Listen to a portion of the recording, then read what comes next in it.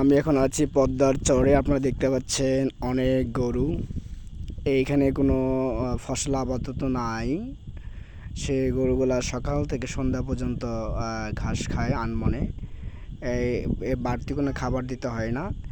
এইখানকার যারা খামারি তাদের সুবিধা অনেক, এটা দিয়ে অনেক আয় করে এবং এছাড়াও এরা মাছ মারে। আপনারা দেখতেছেন ঘর বাড়িগুলা এবং সুন্দর ঘর মনে হচ্ছে অস্থায়ী। এখানে 2 বছর ধরে পানি ওঠে না। তো এই রাজশাহী শহরের একটা এর পাশেই রয়েছে ভারত। ভারতের পাশে মাঝখানে চড়ে গরু, অনেক সুন্দর সুন্দর গরু দেখতে পাচ্ছেন, দেশি গরু যেটা একদমই পিওর। কোরবানির জন্যও বিক্রি হয় এবং বাজারেও বিক্রি হয় মাংসের জন্য। এই মাংসগুলো আমার মনে হয় অরিজিনাল। এখানে একজন লোককে দেখতে পাচ্ছেন, উনিরও গরু আছে।